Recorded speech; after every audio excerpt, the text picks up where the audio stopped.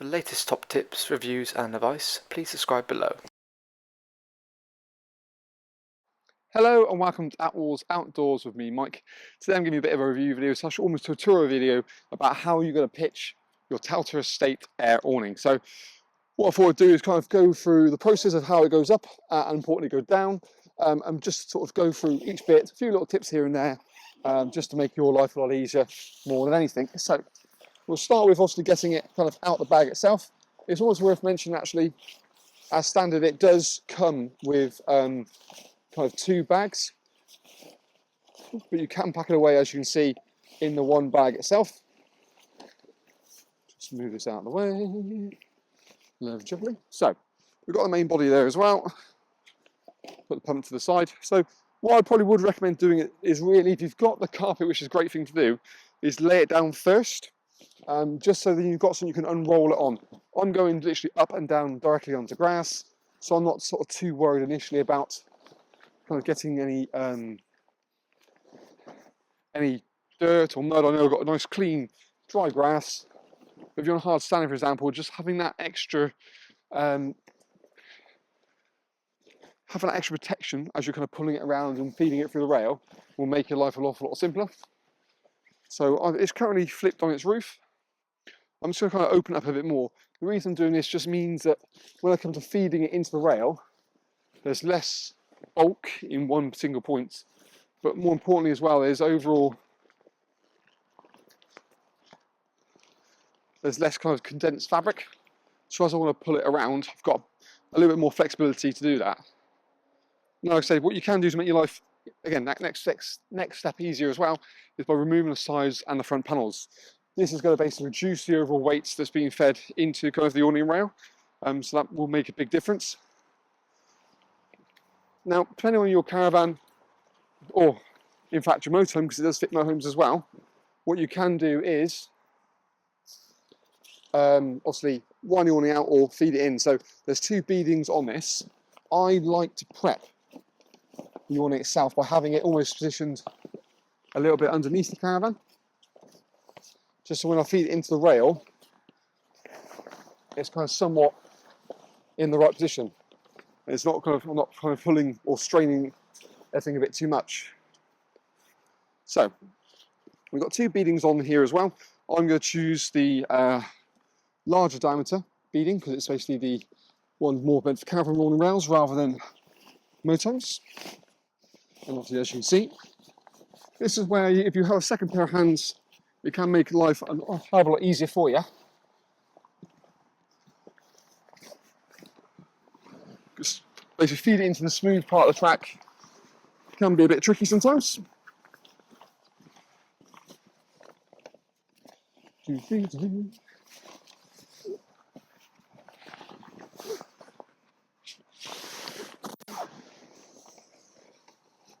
So the trick is get that alignment at the bottom in the right place on the caravan.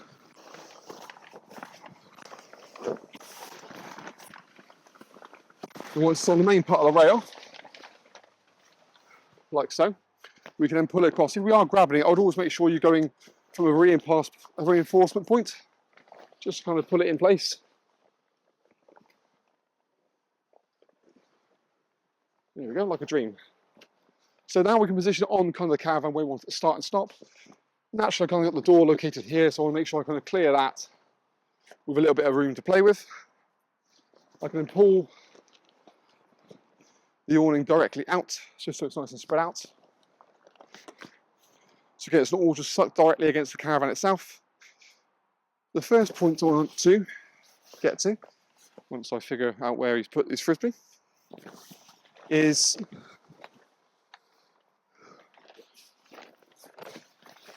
I have no idea where you put it, Arch.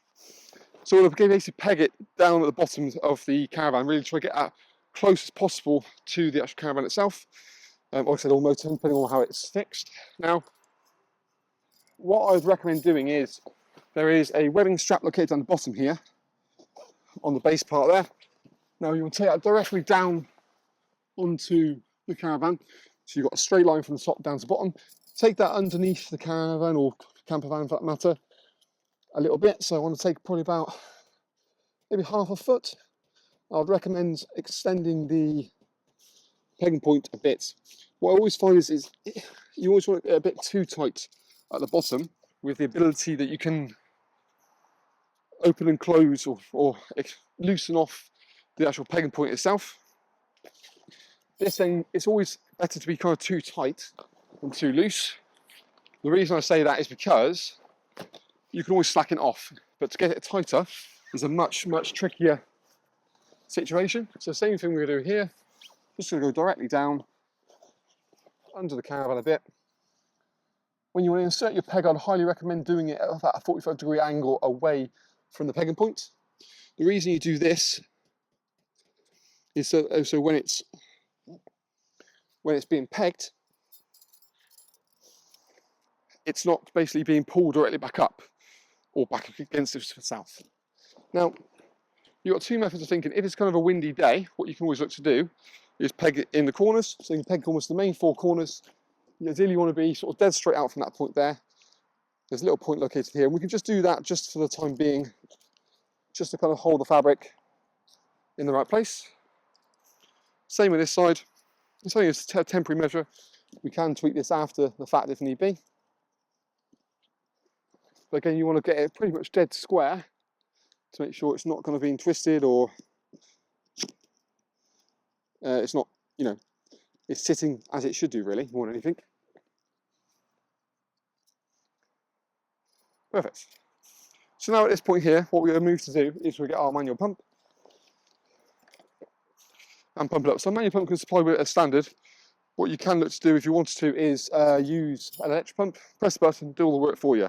Before we start pumping, let's just make sure all of the deflation valves are on a closed position. So basically you sort of twist the knob to off, and then the deflation valve, which is in the center of the actual awning, is then inserted. So it's a screw thread, what we call Boston valve. So personally, I'd always give it a bit of a countersink first, just to make sure you're not kind of cross-threading it. And then once we're at that point, we can grab our pump, insert our nozzle, and start pumping. So, brilliant. And then we can go from there. So, what you'll find is, like I said, generally with a manual pump, it tends to be probably a bit quicker, depending on how quick your sort of strokes are. But with the electric, obviously, you can just sit back, let it relax, and do its thing. Now, Telta do their own kind of 12-watt pump, runs off a cigarette lighter, so you can run it to your car, or and you digitally set the pressure. 9 psi is the recommendation. What we're looking for, the actual pressure gauge itself. What you can do if you're using an electric one, I'd kind of almost recommend doing it to about 3 psi, 4 psi, stopping it there, and then you kind of almost insert the panels. So obviously, like in this video, we've kind of got the panels already zipped in to make life a lot easier. But by inserting the panels, naturally, it comes kind of gazebo. But the reason you do it at a lower pressure more than anything is mostly because when you're you still have a little bit of kind of give with the air tube. So naturally, if it was say rock solid, when you kind of come to pegging things, if you peg it when there's a little bit more give, you can kind of get a little bit more tighter in terms of the overall part of it. It's also worth mentioning that with the manual pump, you only get an indication on the pressure gauge on a downstroke. And you also got to do a very slow downstroke just to kind of see it. What you find is the gauge just kind of almost flicks up and flicks down again. It's just the way the valve's designed. It's like basically got a one-way valve. So as you stop pumping, the seal's off and you don't get the backward pressure to understand it. So I mean, we're about 5 psi now. Try not to trip on my lace. But once we've kind of got a bit of kind of structure to it, so we should be able to, at this point here, kind of bring it in place. So we go into the door. So we've got the zip in the right place, which I do. So just go inside and just basically help it up into place, just to get it into shape more than anything. Just needs a little bit of extra hand popping it into the right place. sitting it will make it look quite sharp, and we can also retrieve frisbee at the same time.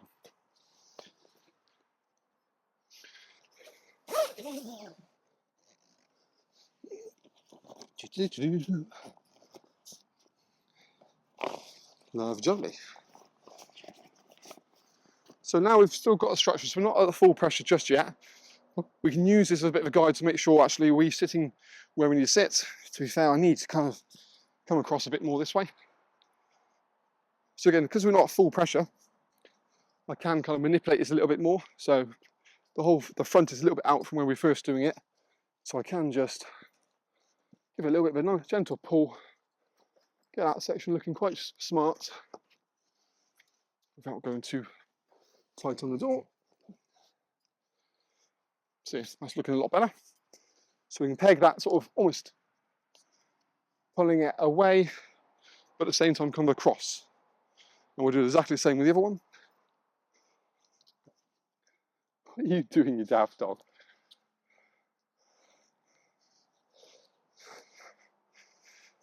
Naturally, what you find is the front beam wants to kind of bow itself out. But we're kind of happy here, so let's just increase that to the final kind of pressure. If I don't get all twisted.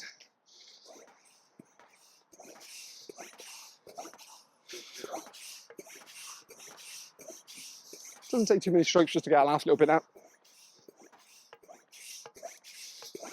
Lovely. So, say 9 psi is the recommended pressure. We're nice and neatly at that. Now what we'll do is, now we've done the back 2 corners, the main front 2 corners, the next point that's very crucial is there's a triangle point located underneath here. Now, you want to kind of pull that directly back. What this essentially is doing is stopping that very front beam from kind of splaying out too much. It's almost like we'll call it like a triangle configuration. So it's sort of just pinning that front section directly back.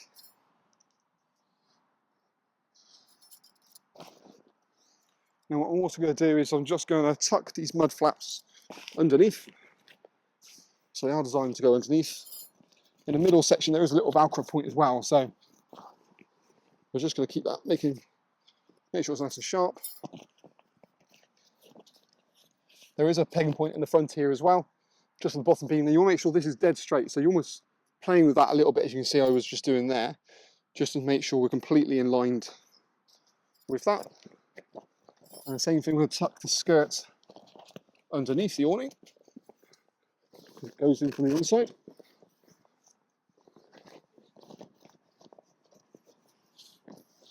Brilliant. So once we're here, we'll put that cap back on just to seal it up, acts as secondary seal that valve. And we'll work our way around the actual awning itself, pegging it sort of nice and snugly down. Just a point of reference, I am using my own pegs for this, rather than the official ones that come with it, just to save, well, not ruining the pegs, but doing something along the lines of the pegs. Now with the kind of points, again, you want to create that perfect rectangle.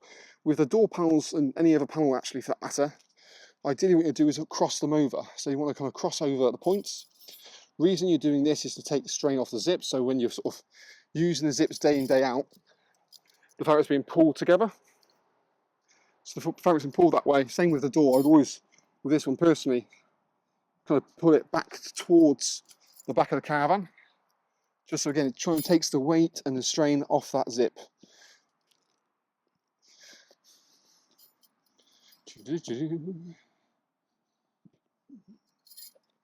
And then with the middle ones, we just basically peg straight down. Again, making sure the panel's running nice and flat as we kind of go. And what we're going to do now is just work our way around it. So just work our way from, again, to either side of the panel. One thing I do like about the estate in particular is there's not overly many pegging points. It's kind of very kind of simplistic, a good sort of size in general. Again. But what you want for like a seasonal porch awning, something simple, very easy. I mean, you can in theory use this if you wanted to kind of use it as a touring awning. There's nothing stopping you from that point of view. You can go for obviously the better fabric. And it's worth mentioning we do have a separate kind of review video we've done on the model as well. So if you wanted a bit more in-depth information on the product, then you can certainly check that out. By following the link below this video, you tend to find everything related to the product all linked there as well. So we try and, in general, make it as easy as possible for you to get everything all neat and tidy.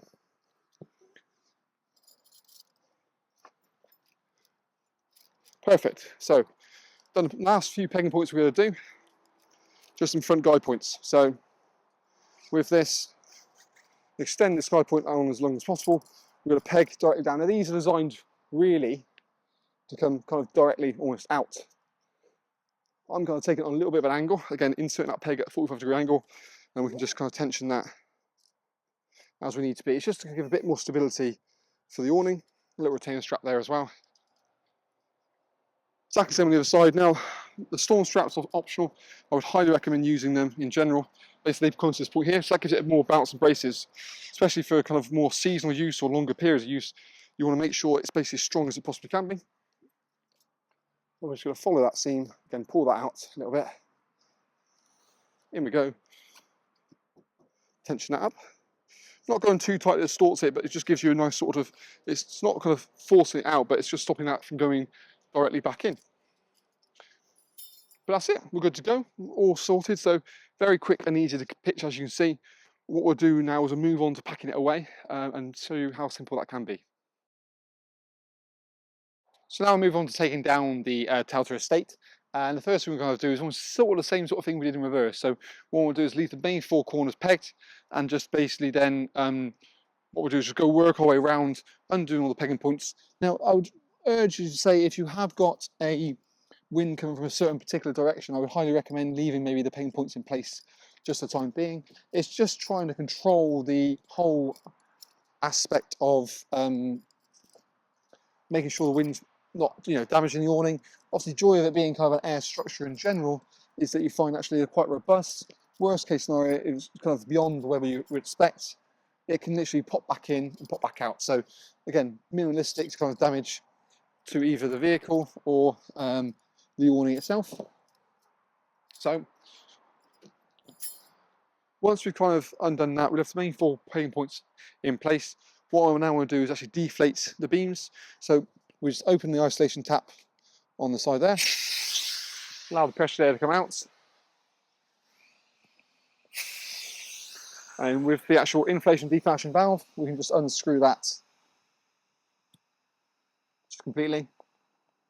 Crucial thing is to make sure obviously all of the taps on the inside of the awning are open, so the air can actually work its way out. It's nothing worse than finding you've isolated something and then it's just all in that one little location. What we'll then do is we'll just undo the remaining pegging points. I would make a point, if you can, to make sure all of the webbing straps and stuff are on its kind of loosest point. The reason I say that is because when we come to sort of peg it and pitch it the next time around, we can make sure that it's already ready to peg, rather than to unadjust it just to sort of fit it back in again. So now we've completely off, we should be unpegged. We can actually then, off, thank you. We can then sort of bring it to the rail, slide it out the rail itself. Again, it's depending on how you want the setup to be, whether you want to remove the side panels. I would obviously recommend doing that before you deflate it and store it in a separate bag. For the purpose of the video, I'm just going to sort of take it all in one.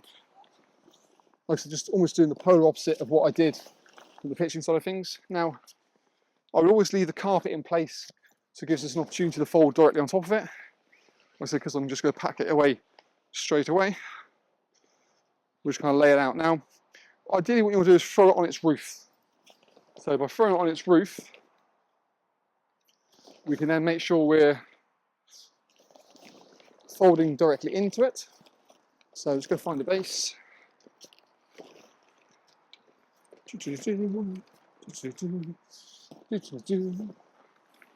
Perfect. If in doubt, where the webbing straps are on the corners, basically where your main storm tie points are going, you can always find those and give those a good pull. Now I've done that, what I want to essentially then do is I'm going to flip the sides directly in. So those sides are going to go in nice and neatly.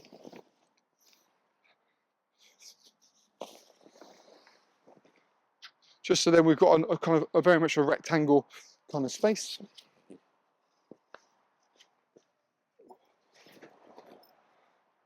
Lovely. Now, obviously the end of the beams are all located here as well. So what I'd recommend doing is we're going to then fold it in about a bag-shaped width over from one side, just working our way directly across. This way we're managing the air down the tubes almost as we can work our way in, you see.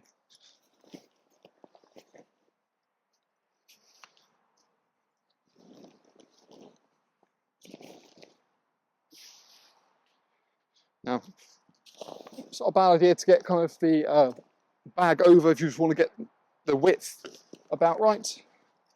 Thankfully, you know, you can always, if need be, always use things like the pump as a bit of a guide on how wide the widths need to be. And then we'll just do the last fold. Again, the second pair of hands, Jenny can make life a lot simpler and easier. So we've done this now because all of the valves and tubes are at the bottom. So we've got a sealed end and obviously an opened end. Give it a little bit of just a pat down, just to move any internal air out towards the end of the valve. And then what we'll grab is the bag, bring that over to us. I mean, there's less distance to travel. I'm always a fan of grabbing a tie point. Always chuck it halfway underneath the fabric and lay it halfway the other side. That way, when we get to do our final roll, we can tie it in spot on position we want it to be. I'd always recommend getting get as tight as roll as you possibly can. What you want to try and do is, the tighter you start it, the better the outcome will become. Keep your weight directly over the top of it. And I always recommend rolling rather than folding. Just because I find by rolling, you get a better, tighter squeeze. And naturally, you're getting squeezing the air out of the actual tubes itself.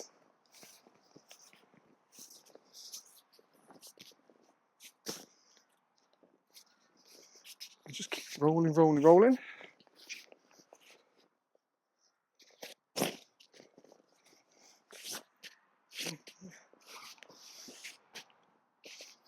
And then we should have moment of truth. Yeah, there we go. Plenty of room. Tie that in.